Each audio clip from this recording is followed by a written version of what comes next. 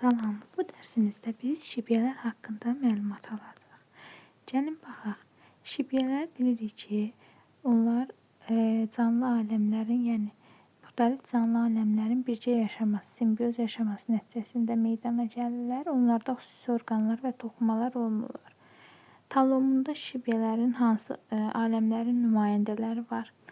Qeyri-üzvü maddələr, yəni heterotrof yolla qidalananlar, qeyri-üzvü maddələrdən üzvü maddələr hazırlaya bilməyənlər göbələklərdir.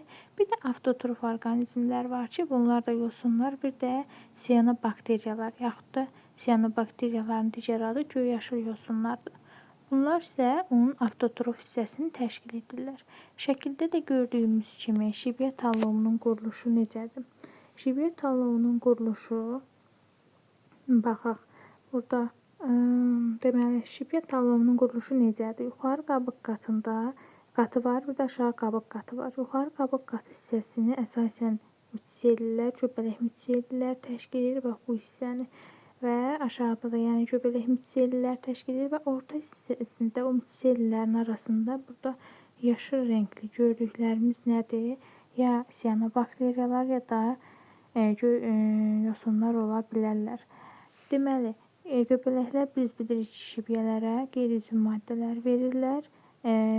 Siyanobakteriyalar və yaxud da göyyaşıl yosunlar isə onlara nəyi verirlər, yaxud da yosunlar üzvü maddələri verirlər.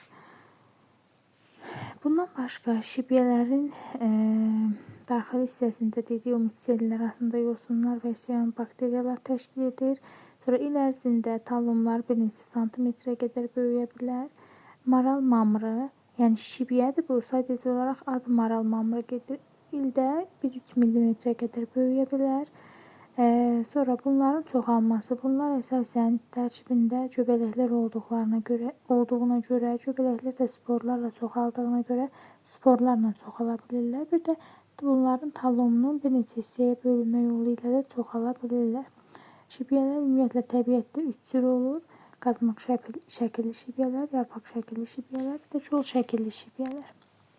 Kol şəkilli şibyələrə maral mamırı, yaxud da kladoniya da deyirlər buna. Saqqala bənzər şibyə, bir də İslandiya mamırı, yaxud da sitrariya da deyirlər buna. Yəni testlərdə düşsə səhv yazmayın. Qazmaq şəkilli şibyələrə divar şibyəsi, daşxınası, yarpaq şəkilli şibyələr isə qızılı sarı divar şibyəsi, ksantoriya da deyilir, bir də parmeliyə aid. Bir də havanın indikator rolunu oynayan şibyələrdir. Yəni havanın çirklənmə dərəcəsini rolunu, yəni çirklənməsini müəyyən edən canlılar şibyələrdir. Suyun indikatoru, yəni suyun çirklənməsini müəyyən edənlər isə siyanobakteriyalardır.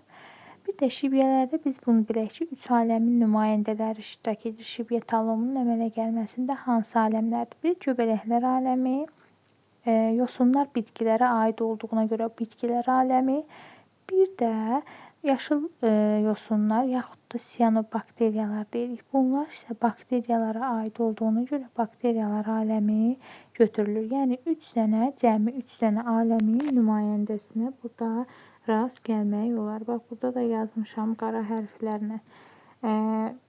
Deməli, şibyə talomunda neçə aləmin nümayəndəsi iştirak edir deyəndə 3 dənə aləmi götürə bilərik. Şibyələrdən bu qədər.